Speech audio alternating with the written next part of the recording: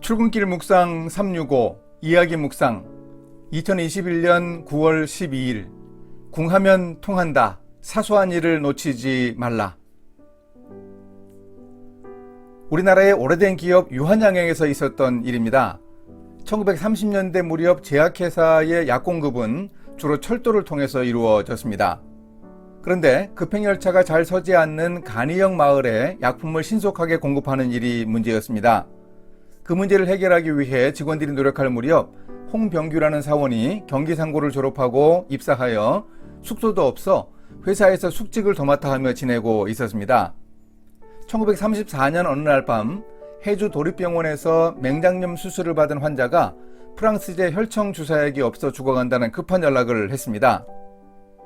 홍병규는 냉각장치가 되어 있는 특수창고로 달려가 문을 열고 프랑스 파스톨사 제품인 엔티갱그린 약병을 꺼냈고 약병을 두텁게 포장해서 서울역으로 달려갔습니다. 그래서 경의선 열차 기관사에게 해주역을 지나 토성역에 기차가 서지 않지만 역에서 기다리는 병원 직원에게 약병을 던져달라고 간곡하게 부탁했습니다. 기관사는 죽어가는 사람을 살리는 일이라며 애원하는 부탁을 못 들은 채 할 수 없었습니다. 그래서 기관사는 미리 연락을 받고 토성역에서 기다리던 해주 도립병원 직원에게 약병을 던져주었고 그 환자는 목숨을 건졌습니다. 다음날 아침 출근해서 보고를 받은 유일한 사장이 홍병규 사원을 불렀습니다. 홍병규 사원은 숙직자가 특수창구의 문을 함부로 열었다고 혼이 날 줄 알고 긴장했습니다. 그러나 유일한 사장은 대뜸 큰 소리로 물었습니다. 어디서 그런 아이디어를 얻었나? 홍병규는 잠시 머뭇거리다가 대답했습니다.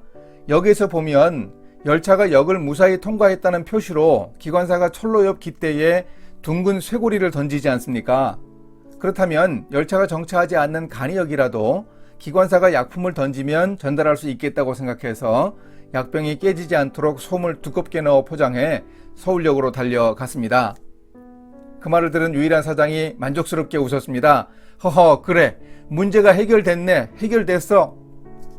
유일한 사장은 사규를 어긴 숙직사원 홍병규를 나무라기는커녕 원칙에 얽매이지 않고 사람의 생명이라는 더 높은 가치를 추구했다며 크게 칭찬했습니다. 이후 유한양행에서는 기차에서 던져도 약품 유리병이 깨지지 않을 만한 특수포장 용기를 만들었습니다.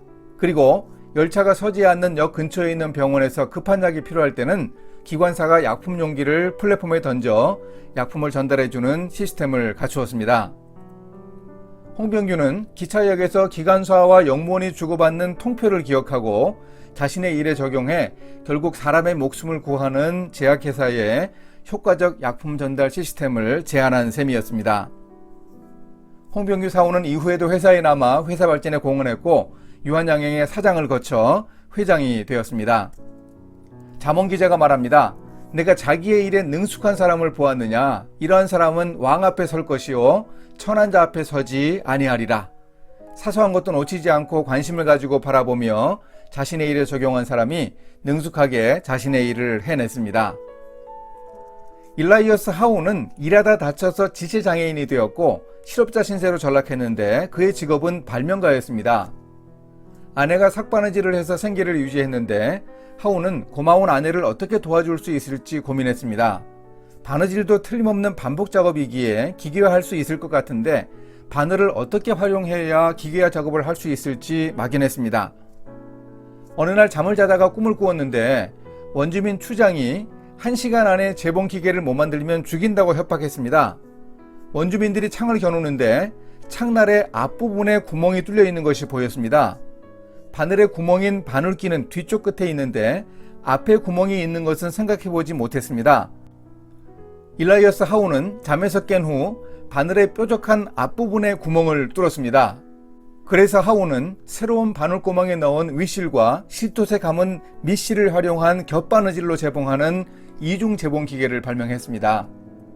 발명가 일라이어스 하우는 간절히 소망했던 것을 꿈에서 보고는 그것을 놓치지 않고 집중하여 큰 성과를 냈습니다. 함께 기도하십니다.